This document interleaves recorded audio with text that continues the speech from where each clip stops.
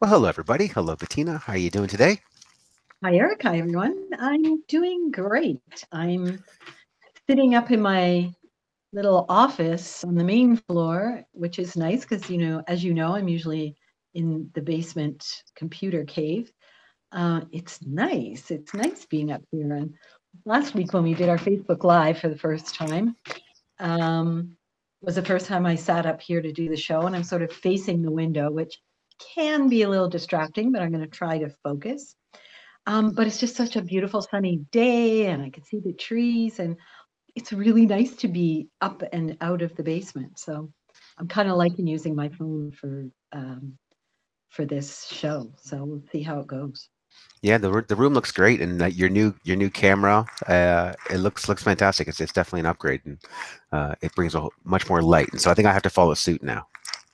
Yeah, for I've sure. I've I've had my two spots. I've done like these, God, 200 some odd shows in front of the Balderdash game a couple years ago, and uh, and now here on the couch.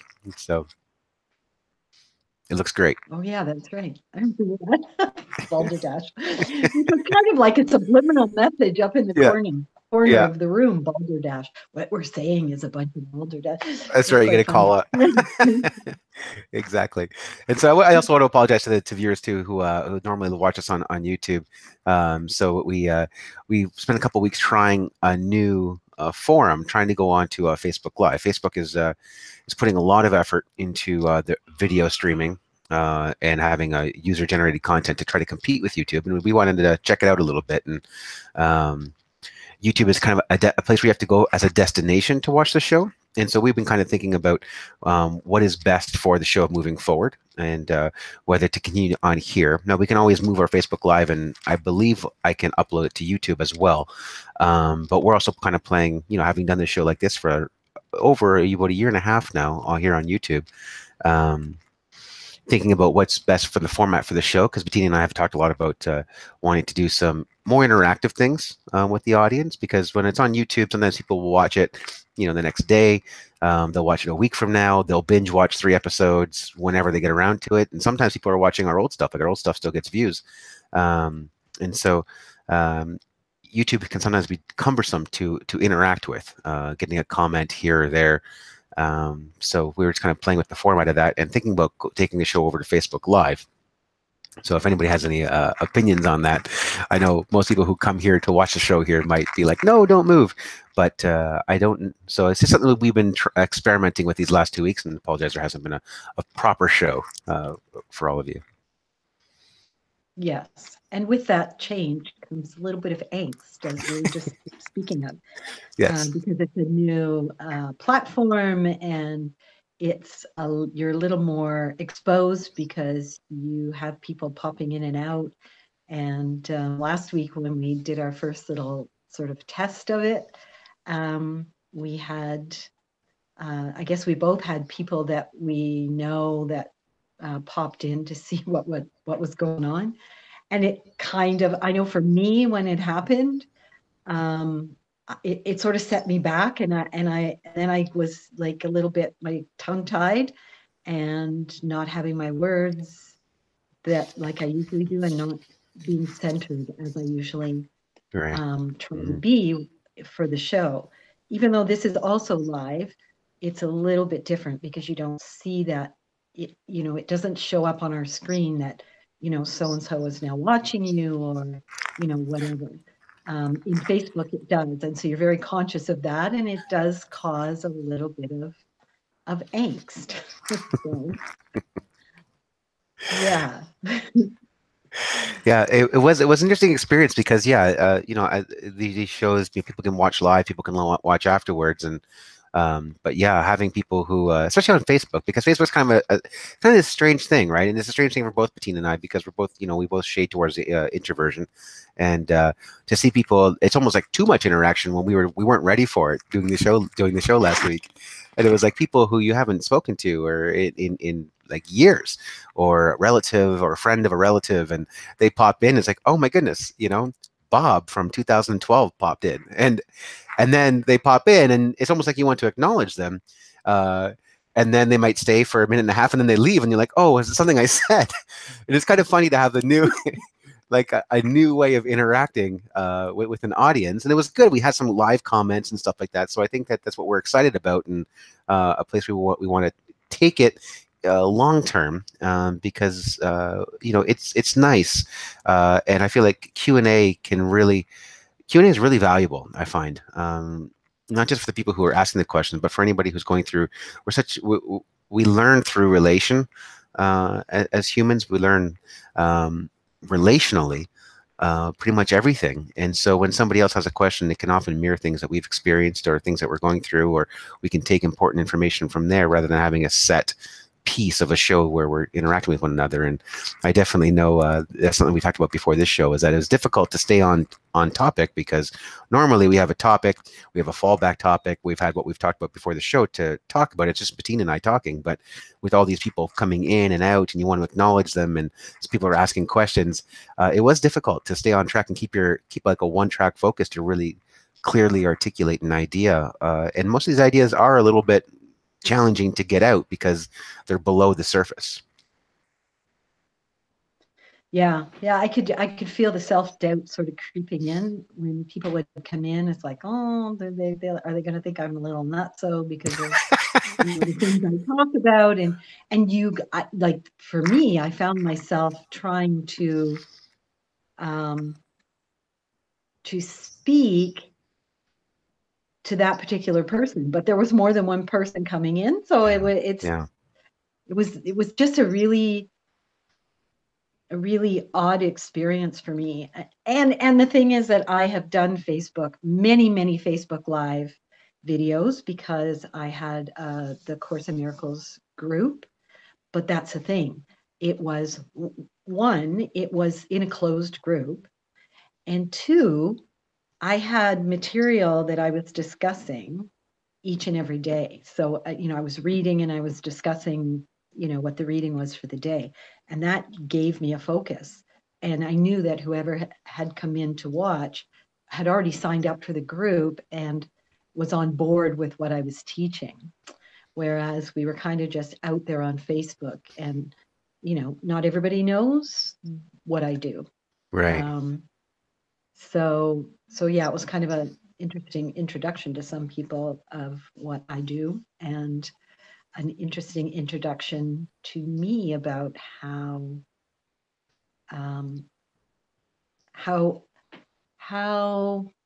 timid I am about introducing what I do to my friends list, basically. Yeah. It was an interesting experience for me. It is definitely. I would still try it again, though. Yes, exactly. I mean, I love a good challenge, so I totally would do it again. Totally would do it again. Yeah, and I'm over the feeling for you. That's the wonderful thing, and Bettina brings up angst a couple times, because like our show topic, who knows if we'll get to it today, but we'll come back to it if we don't. But it's that I have a list of things that I like to talk that help me create topics for the show and get Bettina and I talking. And this one was growth normally comes wrapped up inside a bunch of angst. And that was really true for us in the last week or two as we tried this new form. And we're kind of recentering ourselves here today. We'll go back and attempt it again. But no, it was really interesting too, because sometimes it's difficult on Facebook Live.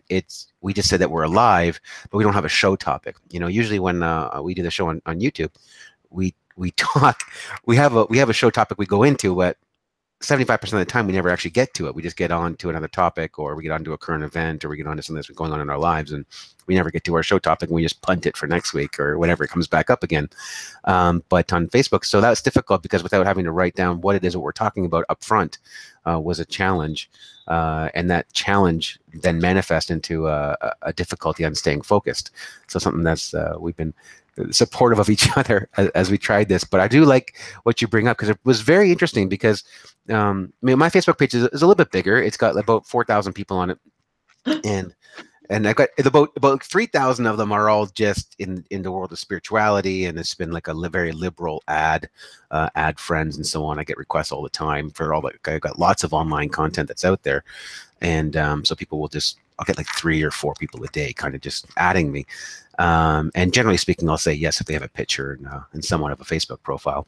But then there's like 1,000 people of my regular life, and there might be like 75 from the baseball league I play in, but we're not really friends. And I got, you got like 60 people from this area of life, or you might have some choir people, or then you have like distant relatives, and you have, the people from high school. And it's really a hodgepodge of Facebook friends. And what's interesting is not only what really came up for both of us was that, yeah, like when somebody from those groups pops up and we're talking about this, we're being very authentic. This is really, beneath our veneer, our personality veneer, not only in the current day form where, I'm one way at the baseball diamond, I'm another way when I'm, volunteering, or I'm another way when I'm at work, or, you really kind of have these different personas depending on what set of friends you're with, or what kind of people you're with. And it's only multiplied by a cross section of time, because when you have like high school friends or university friends or friends from 15 years ago pop in to watch, you're like, oh my goodness, I've never said I'm into this stuff, or I've never had this kind of conversation, or I've never come across this way to that group of people. And it was really a highlight of, we talk on the show all the time about trying to work towards more authenticity, to work towards more honesty and a loving truth, how to express ourselves. It's an ongoing challenge in life.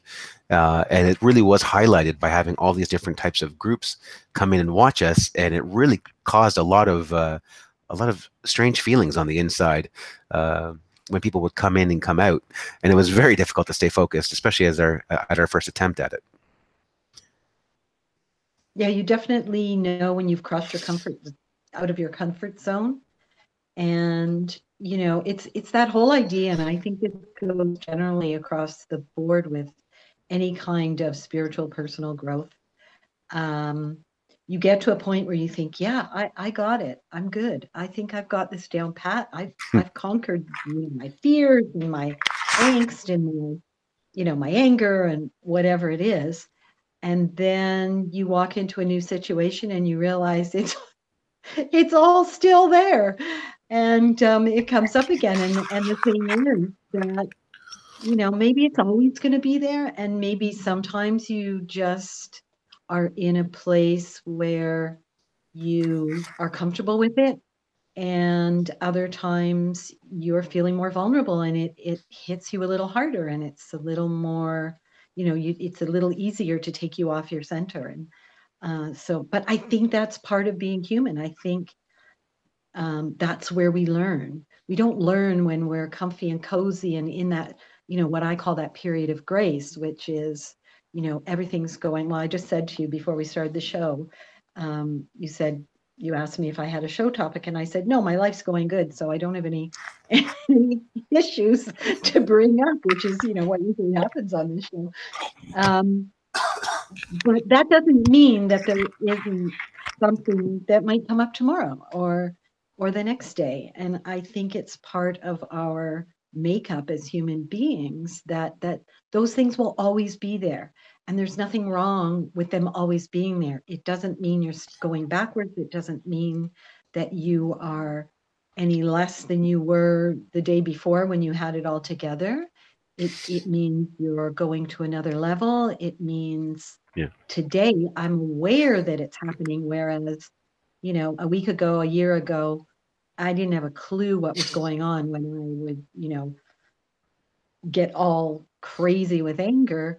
I had no clue what was going on. Whereas today I can feel the anger coming up and I can pinpoint what's going on and say, there's nothing really wrong here, but I am feeling this anger. So it is really a point for growth, and I think a really important one, because it's a constant human journey, that growth and that striving for awareness and really going deeper within ourselves so that we can go deeper with others as well in our relationships, in all our relationships. So again, starting with ourselves and then moving on to other people.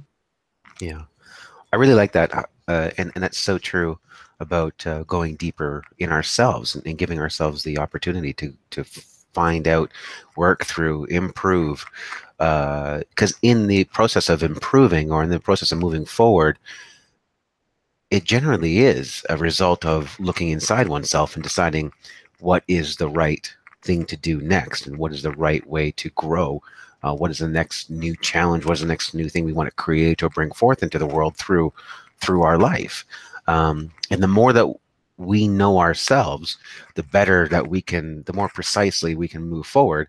And the better that we know ourselves, the better we can connect with another. That just gives us more points of connection, potential connection with other people, and that's one of the areas of life that when I started this, and I think same story is true for you. When I really started to read and really started to really look for ways out of the very small the narrow channel my life was going to go in, had I not taken over the wheel, let's say. One of the great side effects and almost unexpected side effects is how much you can connect with others, and the intimacy that you can create as a result of knowing yourself better and being able to speak to it, to know what feelings are, to be able to make distinctions between nuanced feelings within the realm of frustration or love or adoration or what have you.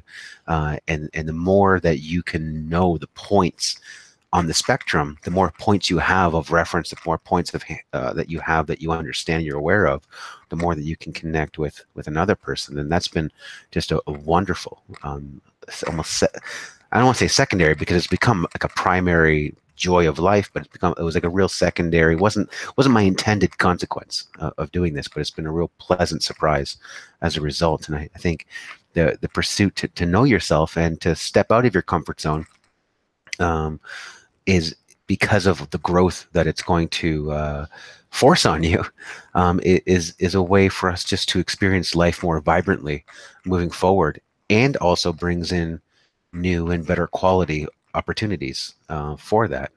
As you move forward in life, you'll just attract other people who are at your level. Like attracts like, and boy, if you can do that, and the two of you can grow, be friends in growth, however close that friendship is a truly beautiful thing about life.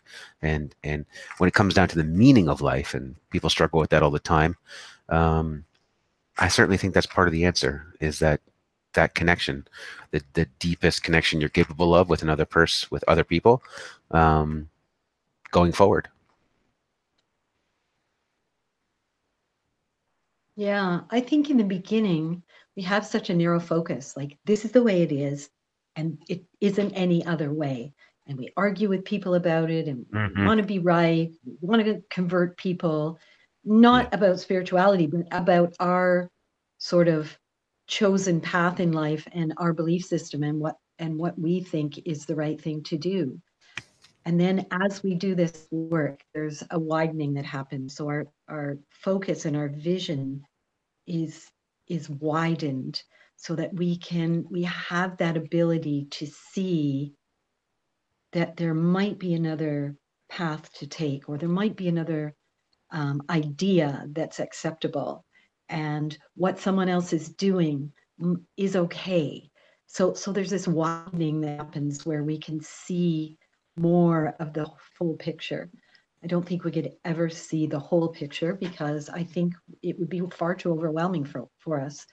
But to see a widening of that vision and be able to be more understanding because of that widening, I think that is a really vital and valuable side effect as well of this path of spiritual growth, and one that can bring us into more forgiveness, more compassion, all the lovely things that help us to grow into love in a deeper way. Yeah, grow into love, and it's the path to peace. And it's no wonder why extremists are generally 20-year-old males. It's no wonder why army is full of armed forces all over the world is manned by younger people. Not only it's not just for the physical gifts that they have, you know, it's the ability to think very narrowly, and the more that we can open that up, the more it's truly the path. I mean, it's wisdom, maturity, and it's the path to peace, and not just on the global scale, in the interpersonal and intrapersonal scale as well. And it's a very nice place to operate from, and um, I think it really allows. It's really kind of the fertile ground for self-expression, true, authentic self-expression. Yeah. And I think, to a certain extent, we have to, as when we're younger, we have to go through that stage of suffering because of our narrow vision. Hmm. I think if we were to be, and I'm not saying there's not a lot of young people who seem to have a good grasp of that oneness and the brotherhood of man, et cetera, but I think for the most part, young people have to go through that angst. You hear about teenage angst all the time. That struggle with yourself. And I think without it, if we just came into this world only living in that place of oneness and understanding the oneness of everything and our part in the oneness of everything and how we're a spark in God's flame of life or whatever, I don't think we would appreciate the knowledge and the wisdom of that oneness when we do discover it. I think the duality is a really important thing, so that we learn to appreciate the good, Yeah. the good part of that reality or that duality, um, and understand that it's a choice. It's always a choice. And that duality shows us that choice all the time. Hmm. Yeah. And I think it's important to keep in mind for our own lives too, where we can see that angst. And to your point about how there can be young people who are very open, and peaceful, and can see many sides to issues and to ideas and to theory. And we can also see there's those old people who are narrow and becoming more narrow. And I think it's really what you do with that angst, right? I think we can certainly see that the teenage angst, it's such a period of growth, but I think it's such a period of like teenagers. I guess there's a very small percentage, but they don't kind of just go through that angst and then narrow, and then isolate themselves. There's still this tremendous amount of energy and hope in their angst, and therefore, like it's kind of like an expansion where they're into growth. And I think it's an important lesson to take from that period for those people at that age, and then when we were at that age, to always kind of keep that energy and hope, and creativity and spark alive in our life, so that the angst in our life can lead to a broadening, to a blossoming in our life, as opposed to when you have a lack of energy, when you have a lack of hope, when you have pessimism. That's generally speaking when you go and you get narrow, and you insulate yourself and you put up your walls and you say nothing else comes in here, and that is the opposite of growth. That's kind of a shriveling up until you just expire. And I think it's a neat thing to look at in that way, and to reinforce how important hope, energy, and optimism is in a life, because it's always going to have angst, regardless. But if you can do your best to maintain those things or to foster those things, then it's going to lead to a life that's still growing, that life that's still blossoming, no matter where you find yourself, whether it's 14 or 85. Yeah. And I think the hope in the fact that, yes, this too shall pass, because it will, if we allow it to just be. If we're feeling anger, or if we're feeling sadness, or if we're feeling angst, or if we're feeling fear, if we allow it to be, if we give it that space, then yes, it will pass. just like every other emotion that flows through us, it will pass. Mm-hmm. You know, because we're not holding on to it, because we're allowing it to be whatever it is, and we don't want to hold on to it like an old friend and live our life, you know, from that place of fear or anger or unhappiness that, you know, I see a lot of people doing. Mm-hmm. I go out to the grocery stores and everybody looks so unhappy. Like you don't see many people smiling. And I'm making it my personal goal to smile at everyone. Even if they look at me with the sourest face, I smile at them because, you know, those people that we say, you know, I'm going to cut negative people out of my life, they don't know how to love. They're not remembering that they are love and that they're an expression of love. And if we cut them loose, if we cut them out of our lives, how will they learn? How will they remember? Who's going to remind them about the love, if not those of us that have remembered? So my remembrance can be a reminder to someone else of who they are and give them hope Mm. that their life can be what they want it to be. Yeah. Yeah, it's funny the difference you can make in the world on a small scale and a big scale just by staying in a place of your love and of your loving presence and of peace, and being aware of it and being conscious of it, and then going out into your world and in a very uh, loving and peaceful way, demonstrating it to show people, because you know your energy and your vibration or whatever you want to call it is going to remind people um, that it's possible, um, even if they don't like you for it in the moment. It still reminds them, like that, like you said a handful of minutes ago, about how you need to see both to know that you have like a choice, to know that to wake you up to where you are, you need to see the opposite. You need to see what else, um, you know, so you don't get so insular in your thoughts, not thinking that it's possible or not thinking that it's out there. And the more that we can remind of love and peaceful, way of living, the more likely we'll affect that change in those around us. And different people will be more or less receptive depending on where they're at. But um, you really, really can influence your environment. Not only internally, you have 100% control over, but it's amazing what you see starts to happen in the people and the relationships around you as you get into that space more often and more consciously. Yeah. Yeah, you really have to see the worst to know the best when it shows up.